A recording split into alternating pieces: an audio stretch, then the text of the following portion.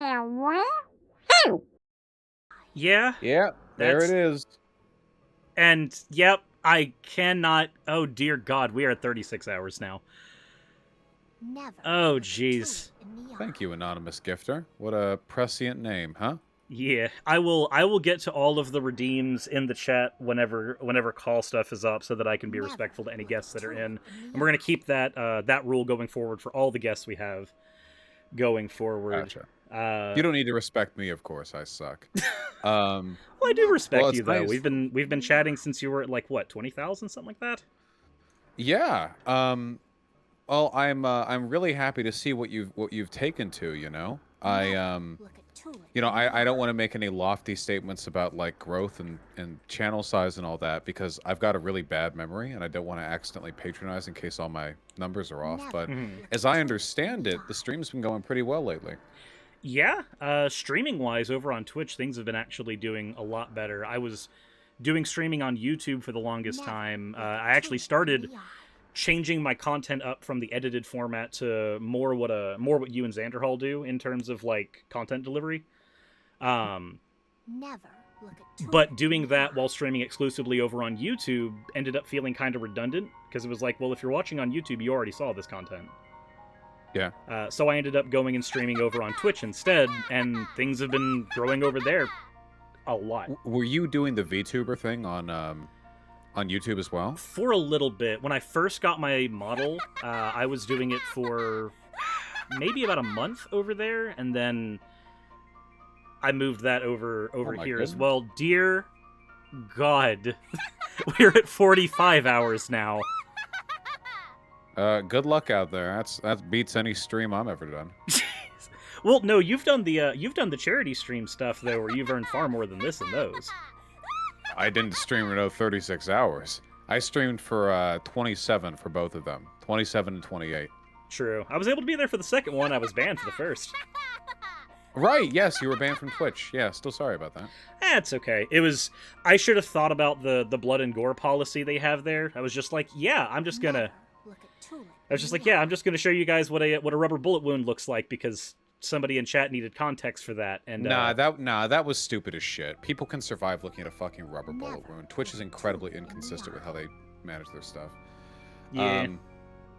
The streaming aesthetic has been immaculate from you, by the way. I'm sure the VGGers in chat will agree. The aesthetic that you have for your layout right now is top notch.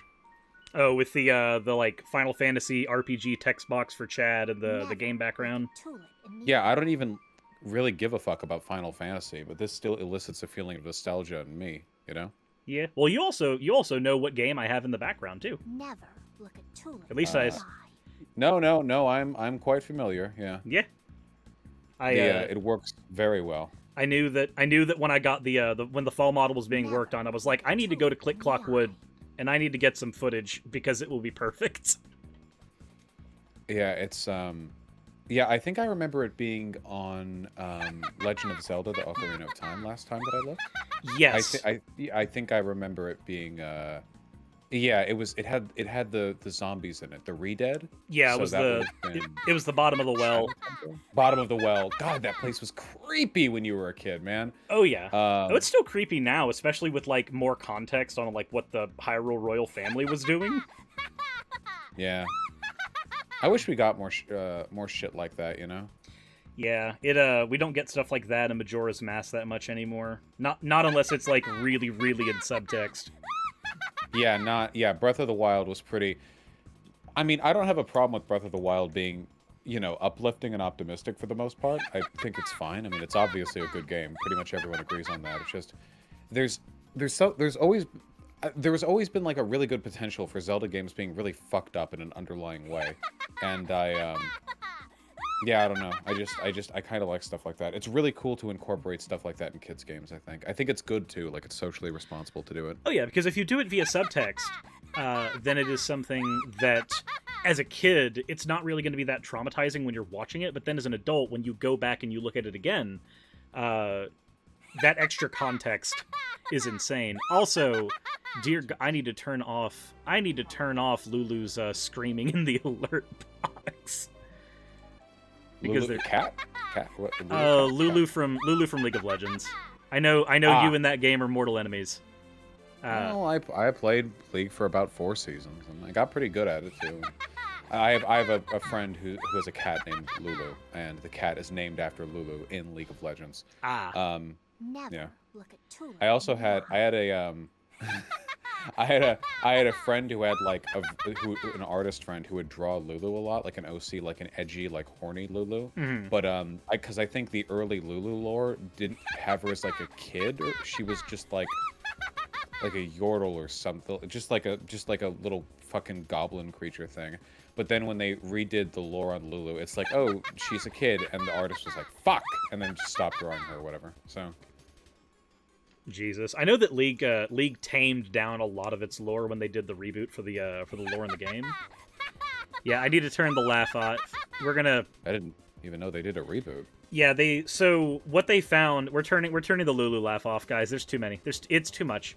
But during they did a whole like restructure with League's lore because they realized that like the League of Legends as a concept was one of the worst possibly written things in the entire world. Oh, right. Originally, it was literally like the gods' summoners were just pitting some dudes against each other, right? Pretty much. And it was like, it made it to where you kind of had to wrap your head around, like, what happens if Heimerdinger's in the middle of an experiment and then he gets yeeted off into oblivion? Like, time to fight now, motherfucker. And now League isn't even a real thing anymore, right? Correct. Like right. It's just we're just playing a video game. Like there's no in-lore context for the reason why they're all on Summoner's Rift. Yeah, there's now Summoner's Rift exists in the same way that like the random ass arenas exist in various fighting games. The actual battles that happen are not canon anymore. But League has I'm sorry, one moment. Yeah. I apologize. I'm being called just 1 second. But with that said, while he is getting his call taken care of, kind of like the Overwatch fights, yeah, pretty much, kind of exactly like the Overwatch fights, where like there's a backlore to Overwatch, and that backlore is important-ish for people who care. But League's lore is very separate from everything. So you honestly didn't think we'd get this far? I didn't either, and apparently this is exactly where we are. Whew, fuck League of Tencent. Yeah, I'm not a huge fan of a lot of things that Tencent's done with League. Sorry, I'm back. I live. Understandable. Welcome back. Howdy. Whew. Fuck, what was I saying? Sorry, I interrupted you in the middle of that. Yeah, anyway, yeah, League lore. I have no fucking idea. I hope they're having fun with it. That's my primary opinion on the matter. The current League lore is less edgy than it used to be, but the current League lore is also a lot more consistent. Like, you can actually sit down and internalize it, which you really couldn't do before. I just think it's cool when like creepy shit's added to kids' games, man. Oh, Not only is it like really good when you're an adult and you get to like look back at it and go like, oh, look how fucked up that was. Because when you're a kid, when you're 10 playing Ocarina of Time, you don't get under the well. You know that it's scary, but you don't understand like the fact that the Hyrule royal family literally had people tortured down there is not a thing you can wrap your head around yet. Yeah, you don't even really recognize it. It just glides off your smooth brain like, water on glass. But I think it's also good because I think it's really important to introduce young people to morbid subjects in responsible ways. Not by like spooking them with crazy horror movies or whatever, but like, morbidity and death, sadness, and stuff like that are parts of life. So I wouldn't want to like insulate a kid from that forever, and then they turn like 15 and they like see like some Serbian torture porn film or something like online while clicking through links, and like it destroys their psyche, Yeah, that goes a little farther at that point. You don't need to have that. The idea that that's happening at all is enough, because as an adult, when you revisit that, it recontextualizes it for you. Yeah, an awareness can be enough. Just like a familiarity with the concept. Yeah, just like in early Pokemon stuff, the fact that there was actually a war in that canon where people died, it's not a thing that you have to wrap your head around as a kid, but when you're an adult and you're fighting Lieutenant Surge again, you're like, oh, wait, they have militaries? And his Raichu literally saved his life at one point? Wait, hold on. What the fuck happens in a Pokemon war? Yeah, or the fact that the Lavender Town is a Pokemon graveyard. I just think that was a good inclusion, you know? Yeah. It makes the world feel more real too, because I mean, I don't think it was ever implied Pokemon were like immortal and indestructible. Just that they like fighting and that they're, you know, rough and tough little bastards. Yeah, the idea that that these things can actually expire at some point is one of those things. Like it doesn't even get touched now. And in newer Pokemon games, they really kind of skirt away from even mentioning that, which I think kind of sucks. Betas. Like there's only one Pokemon game in recent memory that was willing to touch dark stuff anymore, and that was Pokemon Black and White. But Black and White did a lot of things that I really did not expect the Pokemon series to ever fucking do. I wouldn't. I've had no direct contact with the Pokemon series since the very first generation. So in Black and White, one of the first things you see is the evil team of that game literally like kicking a Pokemon around on the ground, like just going full on animal abuse on it. And then the main villain in that series, or the villain who ends up turning good later, but he's the main villain for the longest part of it. There's a whole section where like he locks you in a Ferris wheel with him for an extended period of time. It just kind of explains things to you. He doesn't do like the I'm the evil villain and here we go thing. He like goes, hey, I know we've been hanging out a lot, but maybe I need to be honest about who I am. And the fact that I could literally end you right now if I wanted to, but I'm not that kind of person. And he just has that whole conversation with you casually while you're locked at a Ferris wheel with him. And then afterwards, he unlocks the Ferris wheel, walks out, and just goes like, have a nice day. And then the gym leader of that town goes up to you and goes, who is that guy? And you just like, you can't tell them. Like, the story is like set up in such a way like you can't tell them at that point because you're being watched. And it's just like threatening shit like that doesn't get done in Pokemon anymore. Yeah. I don't know that much about the Pokemon lore. It's just, yeah, I don't know. It feels like people get comfortable. It feels like the more like serialized a game series becomes, the less willing they become to take risks with it. So it gets harder and harder to break from that formula in any meaningful way. Oh yeah. I don't even know, like, what would the equivalent of like, is there a modern Majora's Mask? Any like popular game that's for all ages, but mostly played by younger people, that if you looked at it from an adult perspective is like incredibly fucked up? I don't know if there's any game like that. Not right now. Nothing that pops out in my mind. The closest I can think of is like...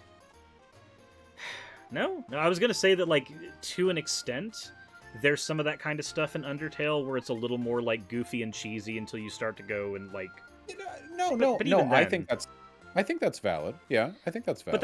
But even then, it's not as much as Majora's, because Undertale at least like shows a little bit more of its hand, and its hand isn't as dark as what Majora's has. Yeah, no, I think Undertale is probably a pretty good like comparison to that right there. Its horror is very much conceptual. I mean, there's not really any gore in it because it's because you know everything is like 8 bits. There's only so much you can do with that in terms of graphical fidelity. But the closest thing I could like, because the problem is there are a lot of games that look like they could be kids games that are very dark, but they're clearly made for adults, like Psychonauts. There's also like Doki Doki Literature Club is. But again, Doki Doki actually shows its hand a little earlier than... Like, if you're paying attention on the Steam page, at least it shows its hand for you. Yeah, like you would... Like, kids aren't playing Doki... Well, okay. Kids do play Doki Doki Literature Club. But that's because... It's after watching a streamer play it, usually, though. Exactly. It's not like it's a kid's game. That's just like how the world is now. Like, you see PewDiePie react to something and then they fucking run off and play it. But it's not like Majora's Mask, where it's like a main developer makes like a big game that's played by kids and it's full of fucked up stuff. There are other games that have like similar vibes that are incredibly fucked up, like Omori, but again, they're not made for kids. They're clearly made for adults with a kid's aesthetic. I think a huge thing with that, though, also comes down to the production of Majora's Mask. Like, I don't think that game would have been anywhere near as dark if it had the production time the team originally wanted to have. I think a lot of that stuff got added in because they were trying desperately to find a way to make that game work in the way that they were trying to build it. Because they only had a year to build that thing. So I think a lot of that darkness came down to that team just going, okay, how do we make somebody take this world seriously? How do we make people take this time loop seriously? And then the further implications of that, like the shit that happens on Malin's ranch in Majora's Mask, where like a literal child has to be drugged before an apocalypse so that they don't feel death. Like shit like that is a direct product of that game's development cycle, more so than like prior intention. Yeah. 100%. Man, I wish I could fuck, I wish I could think of more examples of stuff like that. I don't know. I know one of my artists in chat pointed out, what about Petscop? But Petscop's not actually a game, though. Petscop is more of an ARG that's being made to look like a game. Because it's not actually an old PS1 game. It's just like Enna. Enna's not actually an old PC game, but it very much looks like it is one. I think if I can think of... I guess I'm trying to think of Nintendo games, really, because they have the... We're kind of in that ballpark, but I don't know... What franchises do they have? So there is one that comes close, but it's... I guess... Well, Earthbound is there. Earthbound is there because the entire thing with Gygus, the aborted fetus trauma of the developers stuff is in there. Yeah. Going back in time to perform a god abortion, yeah. About as good of a premise as you're going to get for a final boss in a JRPG. I guess the Pikmin series as well. Pikmin 2's on post-apocalyptic Earth. That's true. Pikmin's pretty dark, yeah. You're on post-apocalyptic Earth, and a lot of fucking Pikmin die, man. I mean, you really send them to their... It's I can't think of any other example of a game with that tone where you're made to sympathize with creatures that are clearly like capable of feeling things, and then you send them to die in their hundreds, and it's like a cutesy Nintendo game, you know? Yeah. And I mean, if we're on the... Nintendo actually does a lot of post-human Earths, come to think of it, because like the new Kirby game we're getting is in post-apocalyptic Earth. I can't wait to play that shit. I'm gonna play that shit on stream. I'm gonna play the fuck out of it. Holy fuck, I'm so excited. I am as well. I guess the other Nintendo game that I'm looking forward to playing on stream is Metroid Dread, but I gotta get through the Resident Evil franchise first. But I guess in the N64 era, at least Kirby Crystal Shards had Shiver Star, which was like Earth when it moved out of the Goldilocks zone, basically. Nothing could live on there anymore. But again... Yeah.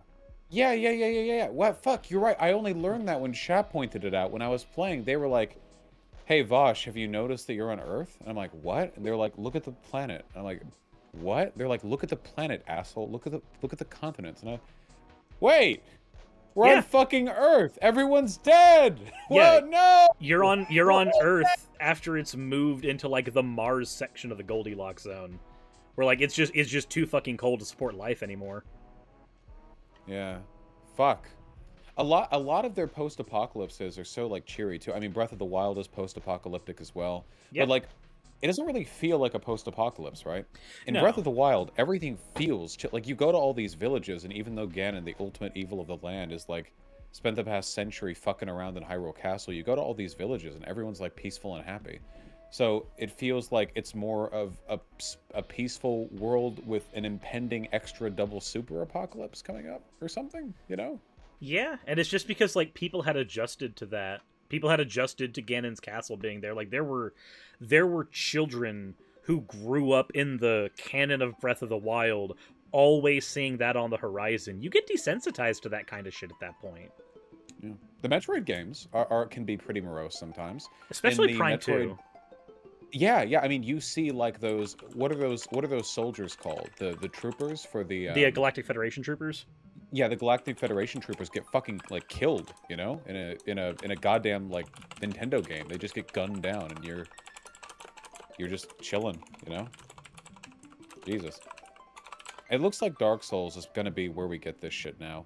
Dark Souls is basically like in a lot of ways, it's very, very much like kind of a derivative of Zelda games, and I worry that with Dark Souls now being so much a thing, and so many things inspired by Dark Souls, that the original Zelda series and other like younger games of that type they're not going to feel a need to hit on some of those like darker tones, because it's already being done. You know, it's already being done by the darkest game series around, basically. Yeah, and that's That's a thing that I think might end up getting lost, and I kind of hate that because I like.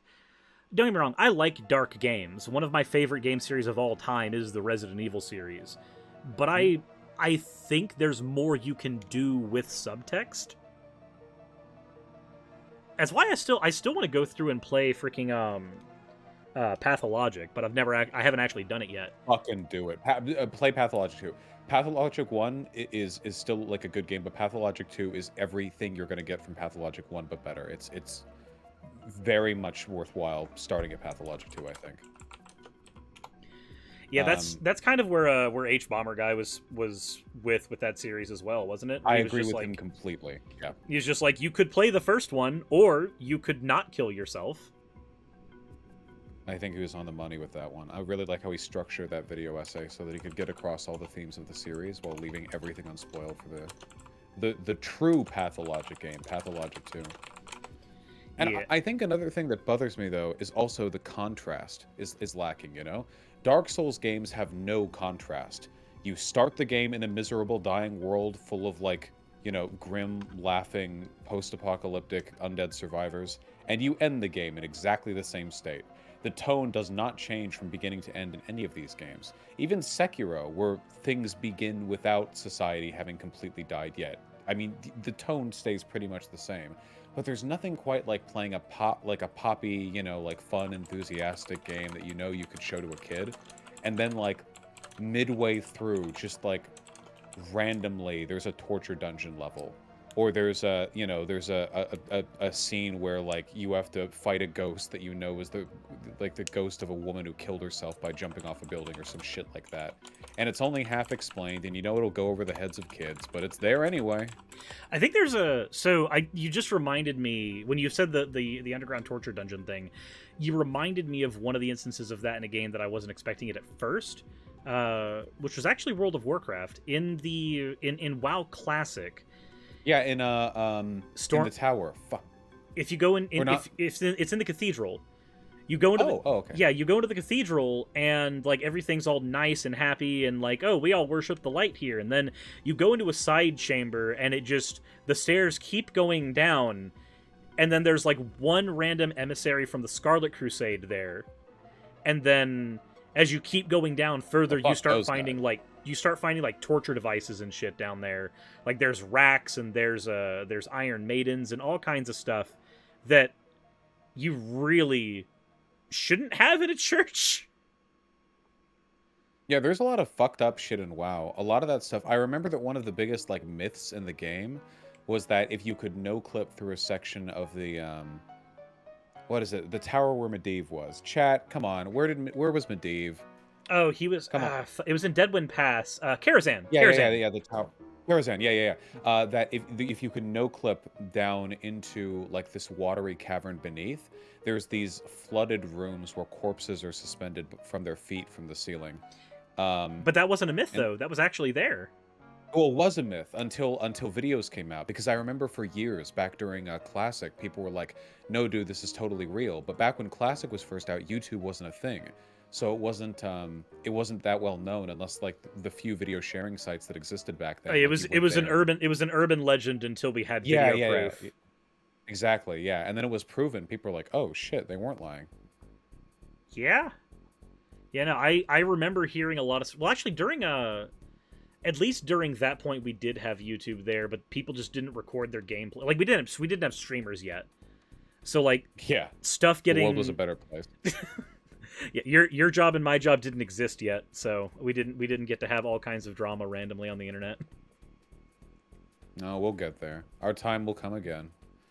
Had come. Yeah, will have come. There we go. Sorry. No, we'll go. I am quite tired. I apologize for the.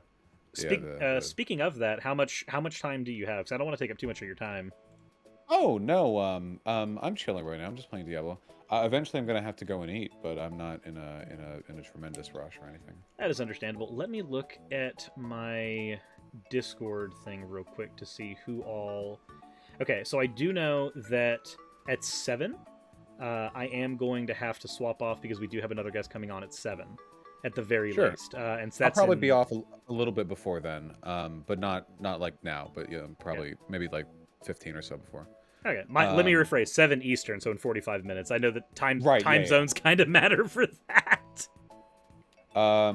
Chat, make sure to sub, you stingy fucks. I know you VGGers are there, and I know you're thinking, I don't want to. Well, your feelings are irrelevant to me. Do it anyway. Jesus.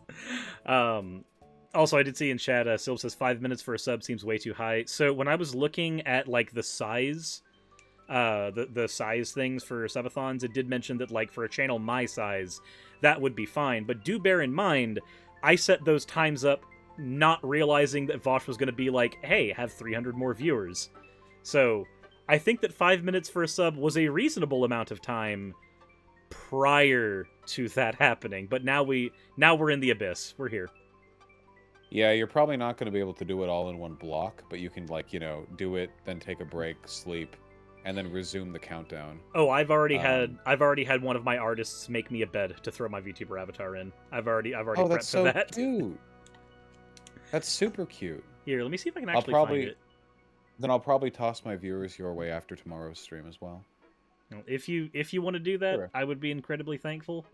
You don't have to do that, but I do know that at the very least, the largest chunk of the money that's coming from this is going to trying to wipe away our medical debt, which is, blech.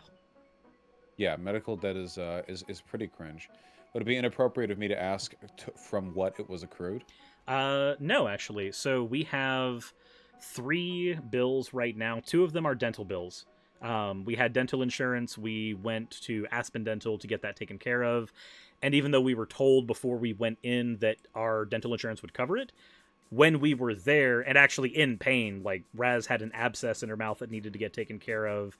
And like we both desperately needed, I had a hole in my tooth that had gone through, because it had cracked earlier. So like we needed to get this taken care of now, and we didn't have time to negotiate. So we're just like, no, fuck it, we're here. We're just gonna have to take the loan because it's either that or deal with this shit even longer, and we weren't in a position to do that at the time.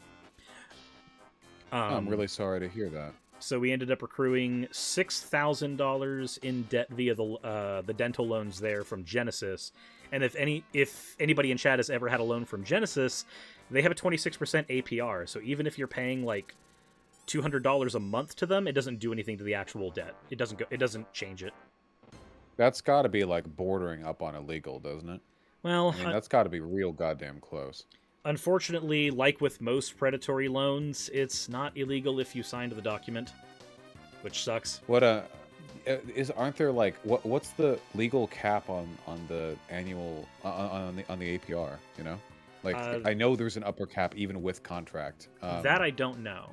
I don't know what the upper cap is for it. What state do you live in? I live in Georgia. Okay. Georgia APR. But the other debt is actually because we had, and this is with insurance, we still have to pay $1,500 towards taking care of Raz's medical expenses. She has had, I don't want to go through all of her medical issues because those are hers to talk about, not mine. Raz is my partner of 5 years, but we finally got to the point with my channel where we were able to afford getting medical insurance because we hadn't been able to afford it for years. And if we finally were able to afford it, one, it's $400 a month, which is still ludicrous, but it's whatever. But two, when we actually went to the hospital to get things taken care of, we still have about a $1,500 deductible to get through, which, since we already had the dental debt above our heads anyway, it's like, well, that's just additive at this point. That's just another problem to deal with. Yeah, your state has such fucked laws on this. Jesus Christ. You have no APR limit, like, for any loans between $3,000 and $250,000, and anything above 7% can be agreed upon in writing. In California, there's just a 10% limit on APR. That is not how things work here. But remember, I live in the district that's represented by Marjorie Taylor Greene, so everything's fucked here. Yeah. You said it was about 6K?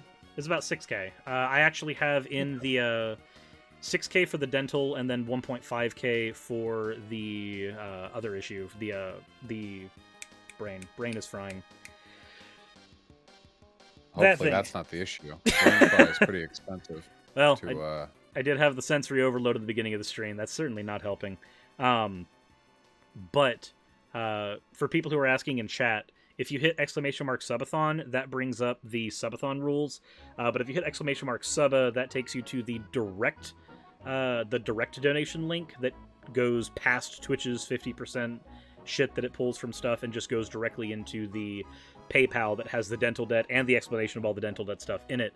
And if you throw stuff in there, everything that goes into that account counts for double for the subathon, as opposed because I'm receiving 100% of that instead of 50% of that, so it's only fair that it counts for double on time.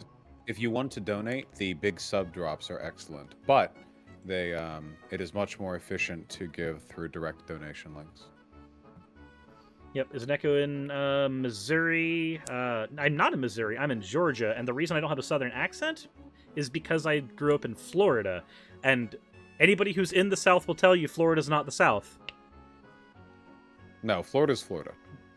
Do Prime subs count? Prime subs do. So I receive the same $2.50 from a Prime sub that I do from a regular sub in chat. So like they count towards the subathon and everything else. They count just like anything else does.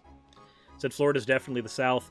So here's the thing. Florida is the South insofar as it's geographically south, but the actual makeup of the people in Florida is a mixture of people who grew up there and tourists who came to reside there. So you get, unlike Georgia, where most everybody here are local and they were locally raised here, Florida, you've got a lot of people from the north who came in.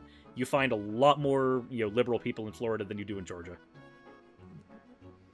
Yeah, certainly depending on where exactly in Florida you are. Pensacola for me, which is a tourist hotspot.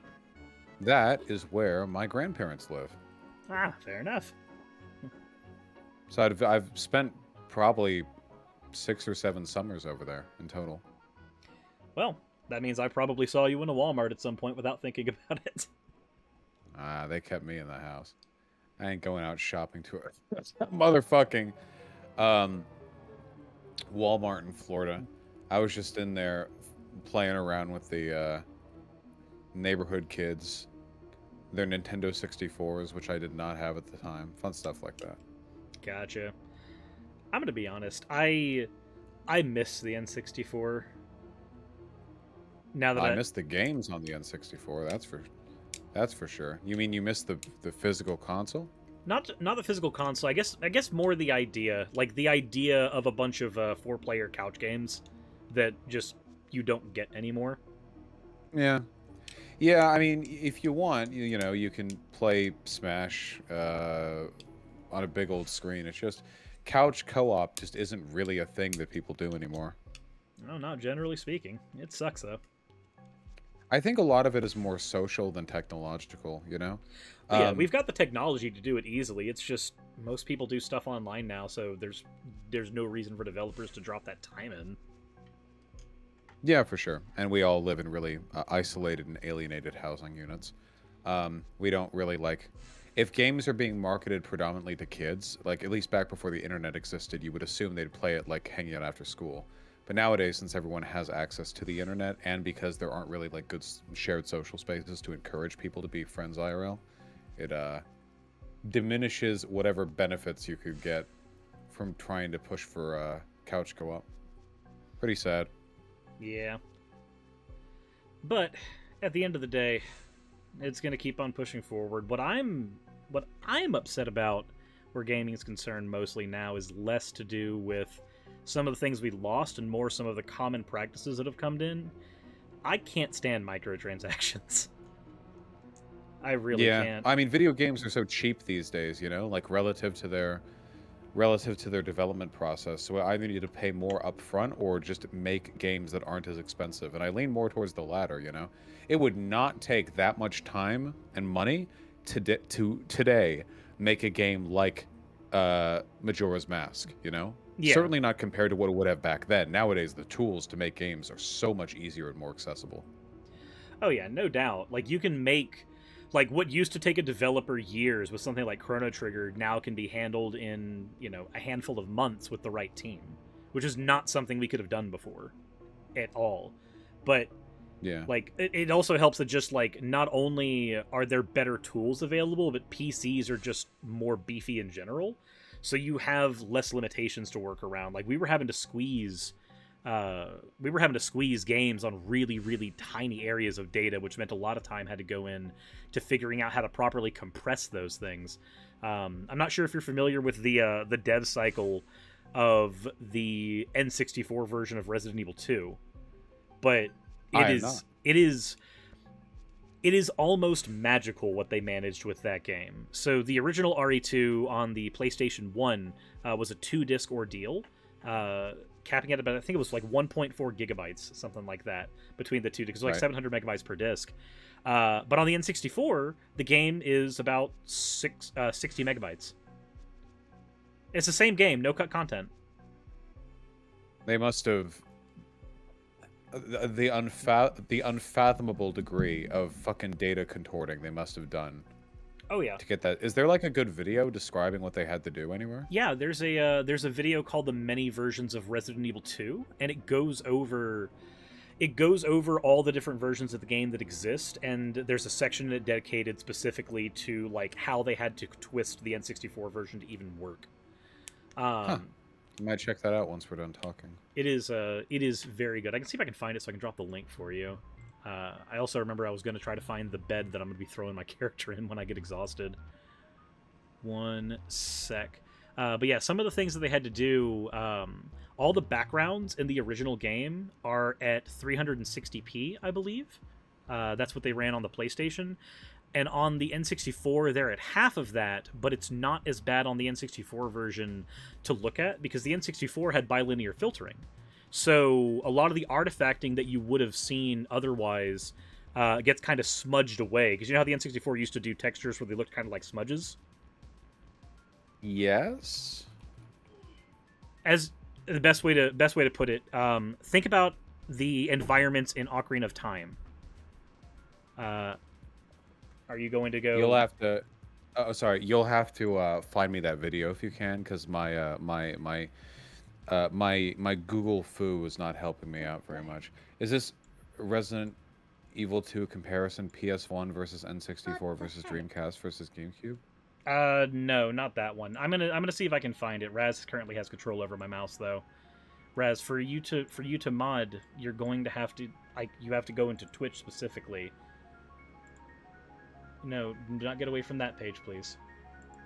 Uh-oh. Mouse is so fast. Yeah, gamer mouse. It moves very fast. Gamer. There you go. Trying to give powers to people. I'm trying to make it so that the mods you do have don't have to work so fucking Hassan hard. is not Gamer. actually socialist. I think that's enough. Hold on, repeat that. He's from Turkey.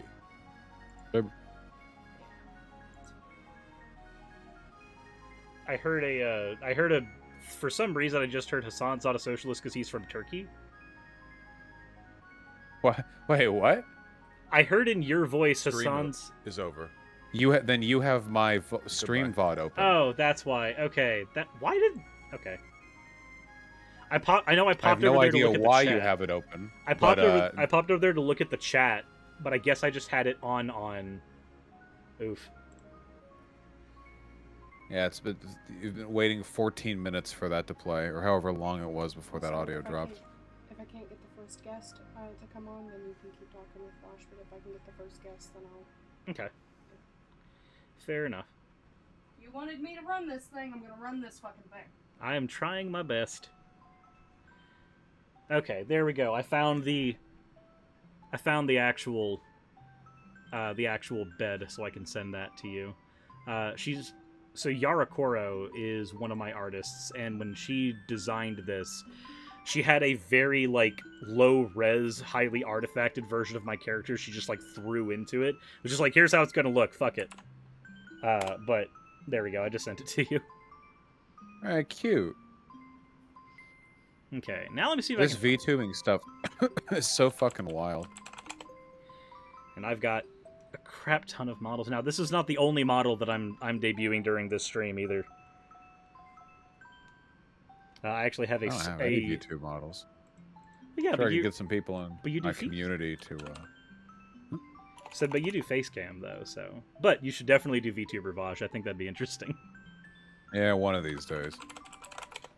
I wouldn't. I think that they'd want a Vaush field. They'd want me to be like Garfield from the olden days. Okay, let's see here. The mini versions of Resident Evil 2. Let me see if I can find it this way. Oh, I appreciate it. Okay, so there's the unique content differences all versions, but that's not the one I'm looking for. I don't want the comparison one. Hold on. Resident Evil 2 N64.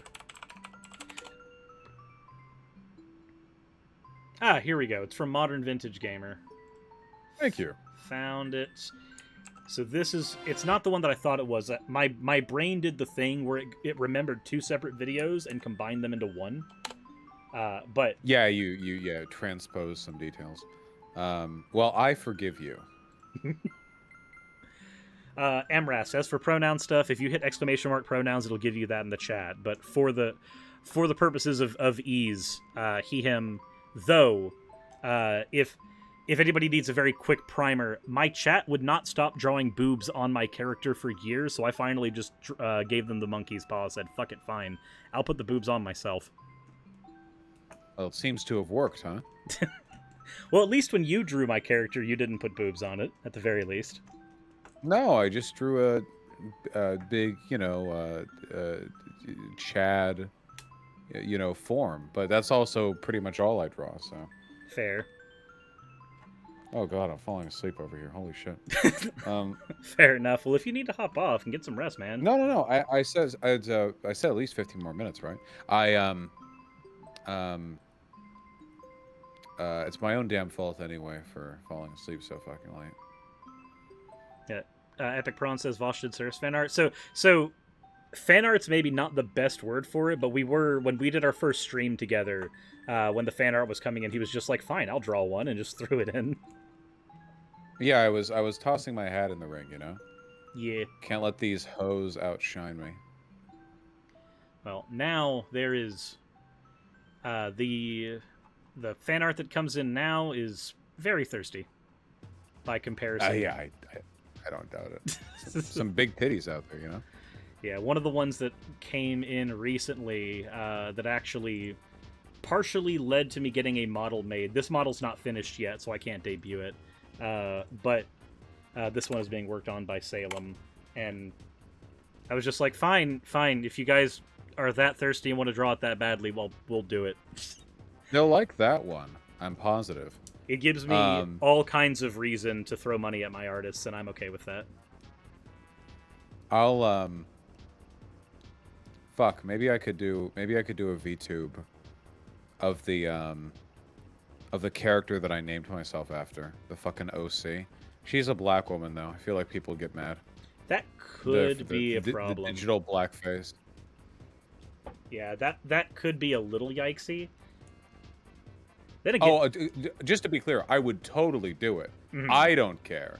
But there's a I just don't know if backlash it'd be- issue. Right, I don't know if it'd be worth dealing with the backlash. But sometimes that's just how life is. No sense in being sad about it. Yeah, I know that I know that there's one VTuber who gets a lot of shit, but they actually are black. Infinity Chan, because like her avatar is black, and then people come in, and then when they hear her voice, and she has a voice that when you hear it, you're like, oh, okay, this person actually sounds more African American. When people come into her chat, it's like they see the model and they're fine, but then they hear her voice and they go, they suddenly start getting really fucking racist, and it's so weird. I don't understand it. Well, I mean, I'm guessing that, and I've seen this a lot with like anime and like hentai being posted online and shit, where a lot of people in that community seem fine aesthetizing like the physical beauty of black women, Yeah. But because their drawings, it only comes down to their bodies, whereas the voice isn't aesthetized in the same way because it's not contained in the media they consume. Also, you see that shit all the time in anime too. Like sometimes you'll have in anime that are like distinctly set in America. Sometimes you'll have like black women, you know, and usually like when they're drawn pretty gorgeously, right? Or like stereotypically, like you'll see a black woman with like hoop earrings and a big afro and like wide hips and shit like that, you know. But they're all voiced by Japanese voice actresses, so the voices all sound the same. At least in terms of like relative representation compared to other anime characters. So I think it's really about the difference between the aestheticization of the voice and the body in terms of what they're willing to sexualize. Sorry, I talked for too long. That's okay. I do think another part of it that would need to be considered as well is that when it's a character that you're voicing over, there's a certain degree of separation between the character and you, the person. But with VTuber avatars, there's almost like a merging where like the character on screen and you, the person, are almost one and the same to the audience, which is not the same way with like, you know, characters that are being voiced. At least usually. I know some people have issues with that regardless. Yeah, I get that. But I don't know how that would go over. I know that I've seen some yikesy stuff where just the VTuber community is concerned. But that's neither here nor there. Yeah, well, I'm not going to say I'm terribly surprised that the online anime weeb shit community might have a racism issue sometimes. It seems like oh yeah. Seems like you wouldn't have to put a gun to my head to get me to believe that. But God willing, the more it's normalized, the less it'll be weighed down by that, I think. Yeah, that would be the hope, because then there's people... The more you normalize it, the less there's going to be people who go, no, this is my thing, and you're invading my thing. Because I've seen a lot of that shit in a lot of niche communities. Like, as those communities get more normalized, people start to gatekeep a whole hell of a lot more, and it just gets incredibly toxic. Yeah. BonBon says they're currently exporting the new... Oh! Okay, cool. Well, I guess we're going to be showing the second version of the witch model on stream, too. Oop. Hog. Yeah, the witch model that I was using at first was very wholesome, and then Glubbinex in the chat was just like, oh, I'm going to draw it with side boob and a collar. And I was like, you know what, fuck it, fine, let's get a version of the model that has that too. Why not? I can't believe you're slut-shaming people who have side boob and collars. Can't believe you're saying that's not wholesome. Very problematic. I know, right? Just incredibly degenerate of me. Like, can you imagine being me for a second? I couldn't. I couldn't. Nah. Not at all. Not even in the fucking slightest. Well, I know that the stuff that is planned for later in the stream, we've got Among Us, Gartic Phone, League of Legends with some of the VTuber groups, and then we've got what is the last one? Oh, Terraria is also a thing we're going to be doing at some point as well. I love Terraria. Oh, it's a fun fucking game. It really is. Yeah, I sure as shit enjoy it more than Minecraft. I know that they're not the same genre. They're not even remotely like the same type of game, but they're always being held next to each other, so... The games both have mining in them, so therefore they must be the same game. Yeah, you've got, like, blocks, I guess. I don't know. It's... I really like Terraria. Oh yeah, Smash is on There the are a list few as well. games- Sorry about that, Galace. They really give me that feeling, you know? I love that sense of progression. I love excuse me. I love games where combat systems have really meaningful progression that feels like it branches out in a bunch of different directions, you know? Because like even when playing Dark Souls, I don't really get that excited when I find a new weapon that's cool, you know? Even if it's a weapon that isn't like hilariously bad to begin with, it's just like, oh, okay, I found it, you know? You like, how often do you really change weapons in a Dark Souls run, right? Like 2 or 3 times, maybe? You start with what you start with, and then you eventually find one that works for you, and you start upgrading it with Titanite. And then maybe you get like the boss transfusion or what, like, you know, it's not, there's not that much variety, is what I mean to say, in terms of how you actually play. Mm-hmm. But in Terraria, you are constantly, and not just with different weapon types either, different ammunition types and your movement options and how you can dig through terrain. All this influences everything, and there's so much to grind and farm, but none of the grinding or farming really takes that long, except for fishing stuff, which is my least favorite part of the game. Everything else is, paced out, I think, pretty quickly. It's always something new to do. Oh yeah, and to be fair, where Terraria is concerned, I've never beaten the game. Like, I've never defeated all of the hard mode bosses. I've only ever beaten the Wall of Flesh and then failed once to kill the twins. But despite that, it's still one of those games that like I keep on returning to and starting over and doing different things in. Though I do need to actually sit down and try to complete the game. But it does speak to the quality of that game regardless, that without having to actually beat it, I can still just enjoy going back and redoing parts of it over and over again. Oh, for sure, yeah. Well, I hope you're able to get a little further into it, because there is so much content gated behind hard mode, you know? It goes well past just beating the twins and the robot bosses too. It goes way beyond that now. They added a bunch of stuff. Yeah, I know that they did an expansion on the dungeon, right? Yeah. I mean, among a number of other things too. Yeah, they did. You have the robotic bosses and stuff, and you have the you have the underground jungle, and you have the updated dungeon, and you have the Solaris temple, and you have there's so much shit there now, and some of the bosses are quite difficult too. Though I will say, the most fun you'll have in Terraria, I think, isn't when you're doing like the late game stuff. It does feel like the early to mid game when you're just exploring around and building little settlements and like slowly tunneling through the mines. There's something about that that's lost a little bit when you're like flying through everything super zippy quick, you know? Yeah. So I had a friend who came into one of my worlds at one point with had like this hovercraft almost that mined everything with lasers. And yeah, like that was the moment that I stopped doing anything in that world. Because like as soon as he was like, here's this thing, it mines things super quick, I was like, oh cool. But now I've stopped caring. Yeah, it's one of the big trade-offs. It's really satisfying after playing for dozens of hours to suddenly get wings and have the ability to fly, whereas before you've always been like hook-shotting or double jumping or whatever, and that's great, but it also invalidates a ton of the textural pleasure of navigating the world. If you can fly, it means that you can navigate obstacles much easier, which is convenient, but it also means that a bunch of what made the game fun to play before is no longer a threat. Yeah, and it's like the fact that the first time you get a stick of dynamite when you're doing your first playthrough of that game is almost magical, because like there's so many blocks you just can't destroy until you've got a gold pickaxe. But then as soon as you get something like dynamite, you're just like, oh, I have power to do a lot more shit in this world now with just this one thing.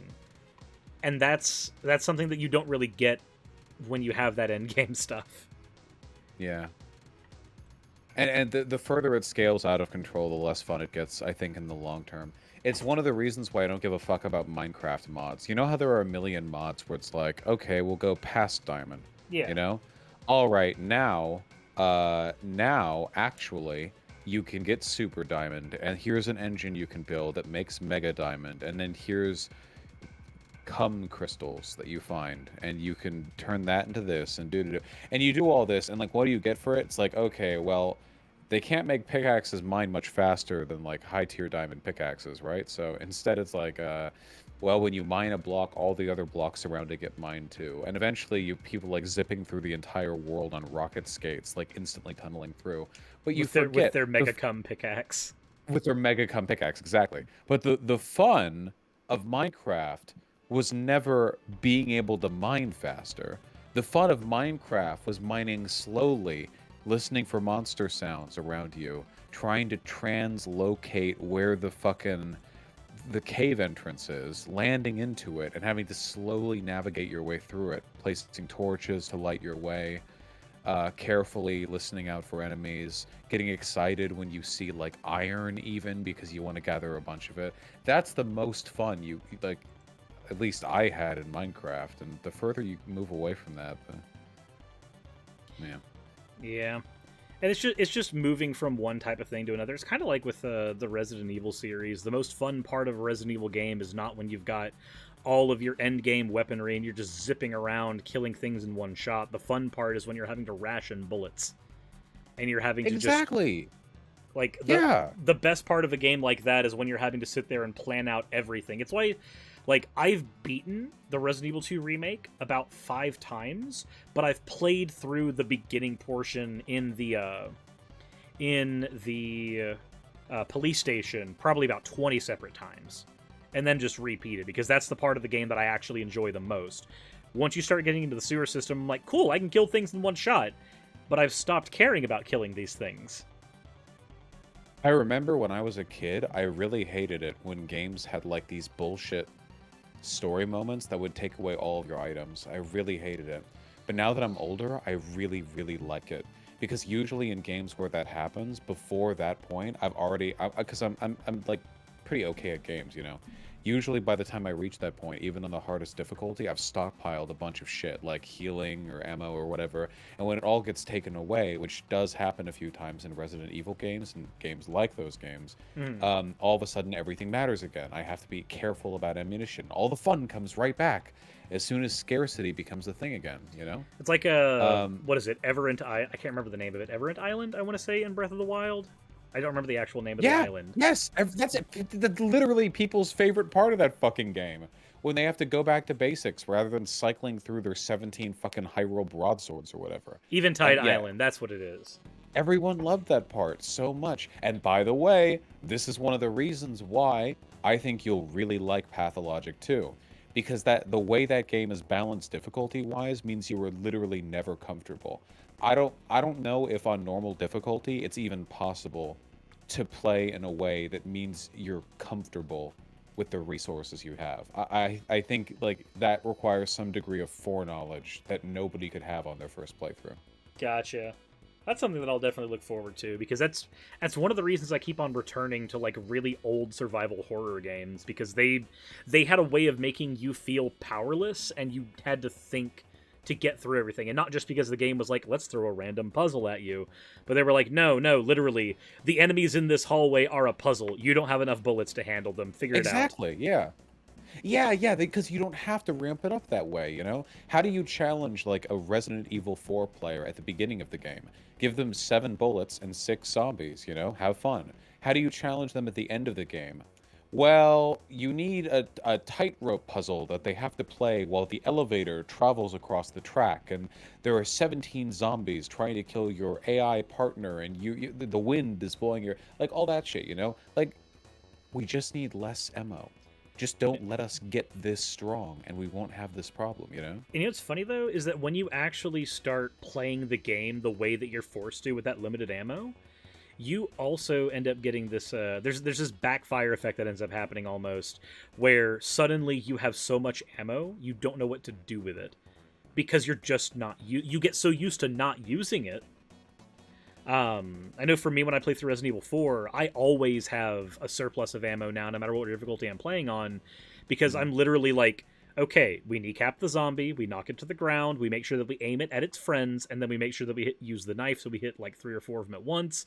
Yeah, so you, like 1 bullet per zombie every time. Yeah. Yeah, so and then when you do that, it adds another layer where, like, the time you're concentrating on knifing things on the ground is time that enemies are approaching you from behind, so you're having to keep your ear out for that, and that makes it more fun than just playing it as a run and gun. But the side effect is eventually you end up racking up enough bullets where you're like, but I don't have to play this way anymore because I've got 100 handgun rounds. But I'm still going to keep playing this way because it's infinitely more fun. And nothing kills the fun more than when you're playing that way, being really efficient, you know, really scrupulous with your ammo, everything like that. And then you reach a point where your inventory is full because of all the healing and ammo items you have. And you think, fuck, I either have to literally ignore this ammo that I've been saving like this whole time. Like I just have to let it stand there on the fucking drawer and not pick it up because I have no room for it. Or I have to, like, run and gun, like, when I don't need to. I don't need to run and gun, but I have to do it, or I feel like I'm wasting this ammo that's just sitting here. And then when you do run and gun for a bit, it's not fun. All you can think of is, like, man, I was having fun when I felt like I had to hoard it, but now I'm just gunning zombies down. I just feel like I'm wasting. Like, just Yeah. bap, bap, bap, bap, bap. Okay. It's one of the reasons why I really like the adaptive difficulty in RE2, or at least the remake of RE2, because if you just don't use bullets in that game, it stops giving you bullets. The game, yeah. like they just flat out, they're just like, oh, you're not using healing items that much. Well, then you're not going to find more healing items. You are, the RNG in that game is non-existent. It's literally, have you fired your gun 15 times? Then there will be 3 bullets sitting on this chest. Have you fired your gun 20 times? Then there will be 6 bullets sitting on this chest. Which, I guess that adds in the extra problem of, like, once you know that that's what the game's doing, you start to, like, balance how much ammo you're spending based on how much ammo you know the game's going to give you. It only works when you don't know about the system. When you do know about the system, you can start to game it. Yeah. And that's how I felt when I learned. Do you remember that game that was popular for a little while, Tycoon Dev, where you would you would like pretend to be a video game company? It was like one of those like tycoon simulator games. I haven't actually heard of it. Oh, it's basically, it's like, you know, make a video game company, and like you do min-max sliders to try to make the best video game you can, and you have limited money and dev time takes up time, and you have to do bug fixes and blah blah blah. Anyway, there's actually a really simple back-end formula on how to maximize the score reviewers give to your games, right? And once you know that formula, there's no point in playing the game, because you can just do that every time. There's no longer any of the intrigue or mystery. It's just the optimal thing to do, and it becomes much less interesting. The thing that I liked about the Resident Evil remakes, at least early on, is that there are more zombies than there are bullets. There's literally no way with the ammunition that you have to kill all of them, so you have to make smart decisions about which hallways you're going to run down the most, you know? Or if there's a room with zombies, you think, okay, I can't kill all 4, but if I kill 2, I can keep a wide berth from the other 2 and make it to the other end reliably. And they would add in things like boarding up the windows as well, so that you could figure out where it was best to spend those resources to lower the amount of zombies based on the hallways you'd be going through more often. Yeah, exactly. Just stuff to be careful about, you know? I know this balancing stuff's really tough because not every player is gonna be capable of hyper min-maxing all the use of their shit, but I think the best angle that you could strike is one which it is virtually impossible for a player to hoard their resources. Because I never hoarded my resources in the RE2 remake. I always felt like there was a zombie worth killing, you know? It always felt like there was an enemy that was worth the limited ammunition that I had. At least in the beginning of the game. Yeah, I think one of my favorite things, though, with how that ammo system works, even though, like, once you start learning how to game it, it does take some of the magic away. I think there's a part of that I actually really enjoy, and that's that if you start adapting the way you use your guns, the game is adapting around that. So, for instance, the lickers in the Resident Evil 2 remake, there's not a licker in that game that has to be taken down with a gun. All of them can be killed with the knife, and they can't hurt you when you knife them. And if you do that, the game will recognize that you're using the knife more, and it will be more stingy with its ammo, as it normally does. So, yes, you can go kill the lickers more easily with your knife, but the game will punish you for doing so by just going, alright, all ammo's cucked now, fuck you. And yes, GG Revan, that's in the RE2 remake. All lickers can be killed with just a hand knife, and they can't... Their animations are set up in such a way that they physically get knocked back when you hit them. They don't get to hit you when you hit them with the knife. I don't know if I would have been bold enough to try that, even if I'd known that at the time. They can't hear you. They can't see you. Well, yeah, but they're still spooky. And then, Yeah, you can hold it down. yeah. No, I know that they're like super scary, but once you know that they as enemies are blind, you can just walk around them and get close enough with the knife to hit them because they can't see you. You can get right up to them and they won't touch you so long as you're just walking. It could just be they don't look very susceptible to knives, you know? They look very beefy. They look very knife resistant. True. Just as just aesthetically. So I never even thought to try it, I don't think. If you go through that game again, I challenge you to fight all the lickers with just the knife. It is oddly enough one of the easiest things you can do in that game. Yeah, it's I guess I could see how it worked. I was panicking the whole time. I'm a huge pussy. How's game skip?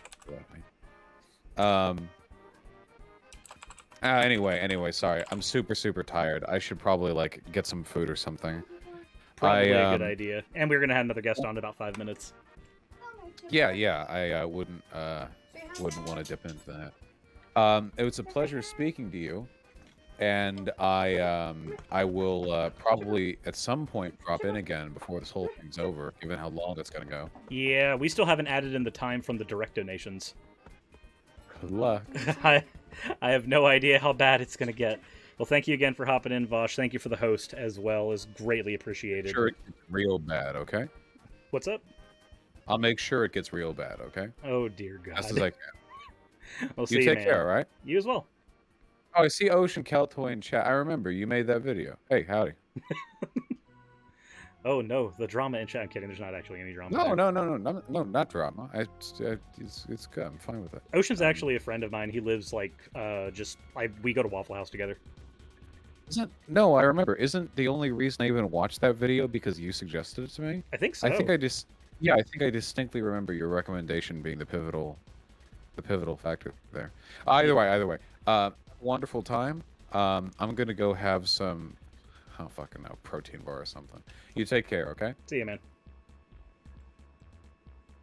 Well, that was fun. We added a ludicrous amount of time to that timer.